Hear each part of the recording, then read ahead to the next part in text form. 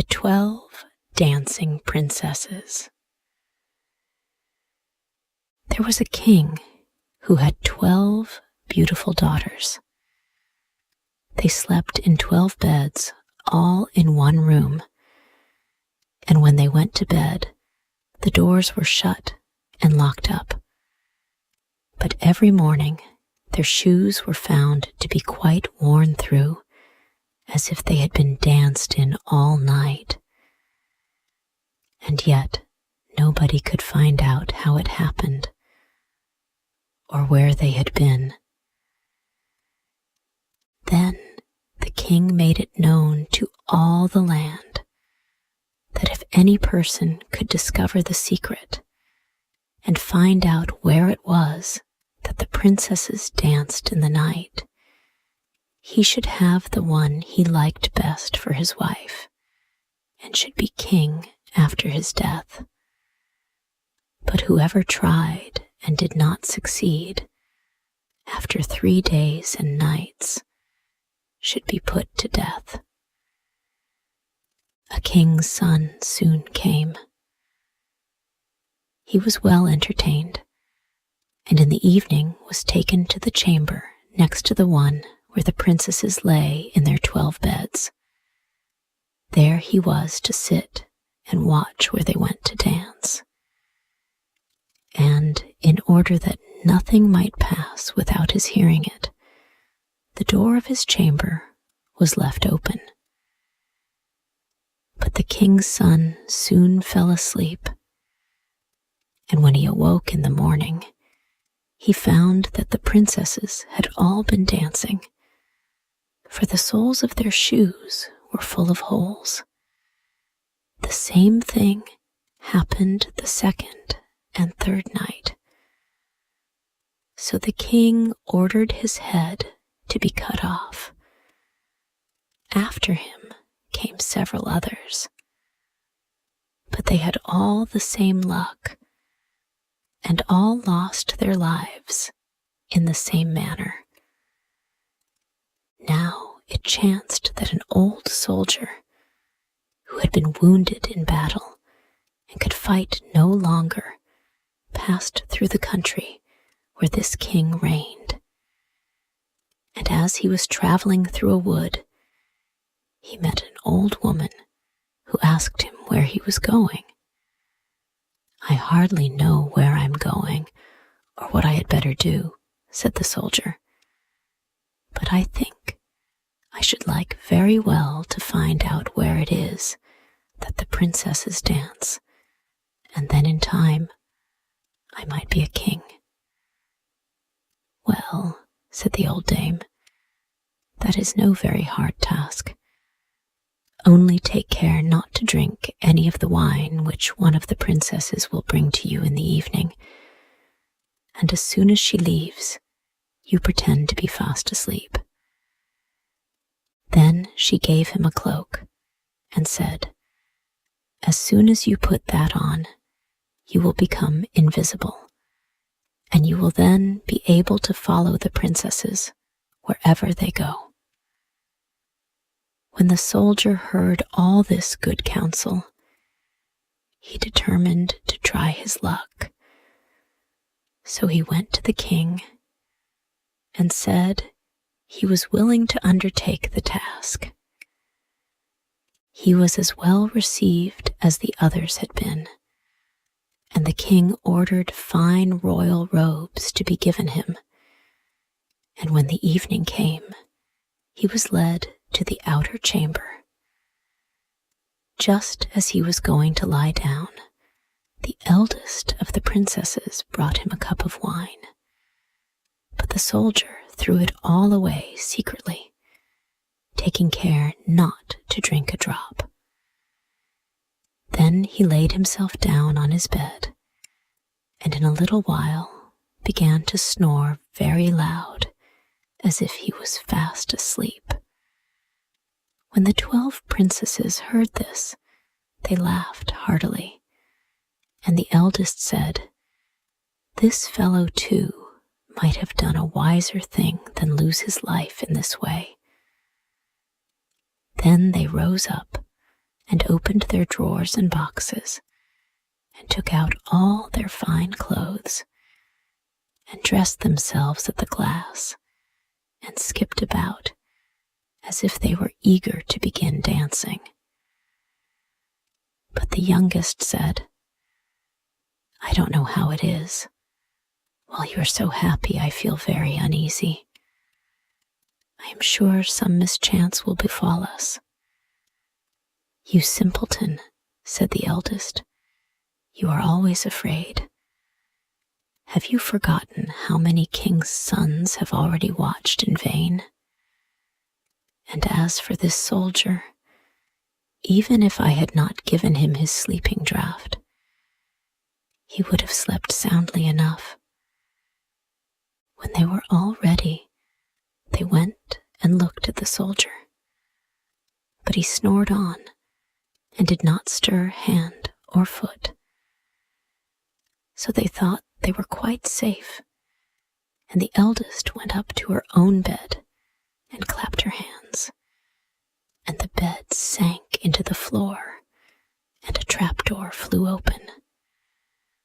The soldier saw them going down through the trapdoor one after another, the eldest leading the way, and thinking he had no time to lose, he jumped up, put on the cloak which the old woman had given him, and followed them.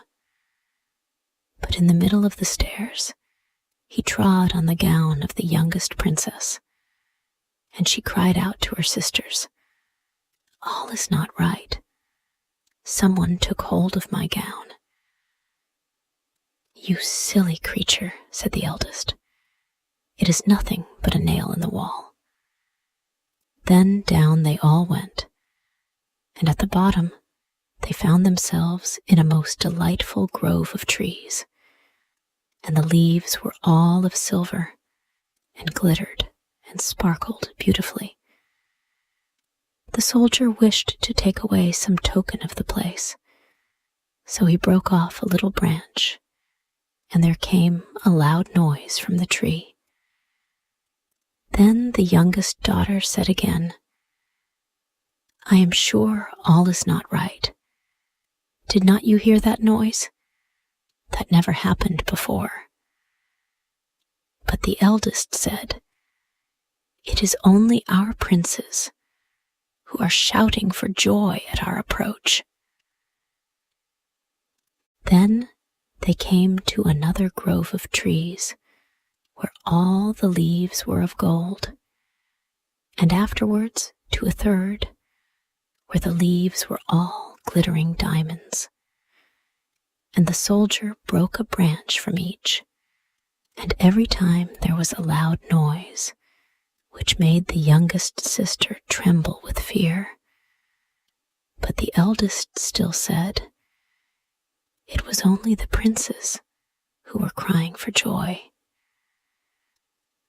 So they went on till they came to a great lake, and at the side of the lake there lay 12 little boats, with 12 handsome princes in them, who seemed to be waiting there for the princesses. One of the princesses went into each boat, and the soldier stepped into the same boat with the youngest. As they were rowing over the lake, the prince who was in the boat with the youngest princess, and the soldier said, I do not know why it is, but though I am rowing with all my might, we do not get on so fast as usual, and I am quite tired. The boat seems very heavy today. It is only the heat of the weather, said the princess. I feel it very warm too. On the other side of the lake stood a fine illuminated castle, from which came the merry music of horns and trumpets. There they all landed and went into the castle, and each prince danced with his princess. And the soldier, who was all the time invisible, danced with them too. And when any of the princesses had a cup of wine set by her, he drank it all up, so that when she put the cup to her mouth, it was empty. At this too, the youngest sister was terribly frightened, but the eldest always silenced her. They danced on till 3 o'clock in the morning, and then all their shoes were worn out, so that they were obliged to leave off. The princes rowed them back again over the lake, but this time the soldier placed himself in the boat with the eldest princess, and on the opposite shore they took leave of each other, the princesses promising to come again the next night. When they came to the stairs, the soldier ran on before the princesses and laid himself down. And as the 12 sisters slowly came up, very much tired, they heard him snoring in his bed. So they said, "Now, all is quite safe." Then they undressed themselves, put away their fine clothes, pulled off their shoes, and went to bed. In the morning, the soldier said nothing about what had happened, but determined to see more of this strange adventure, and went again the second and third night. And everything happened just as before. The princesses danced each time till their shoes were worn to pieces, and then returned home.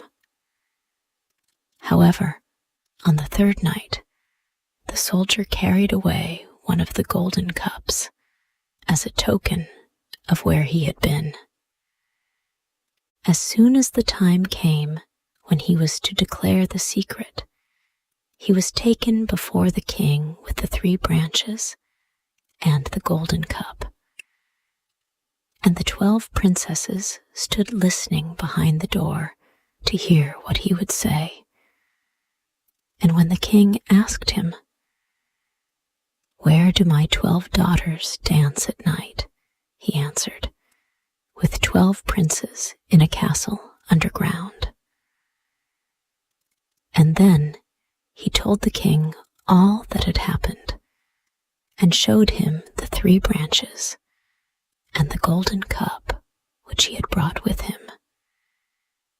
Then the king called for the princesses and asked them whether what the soldier said was true.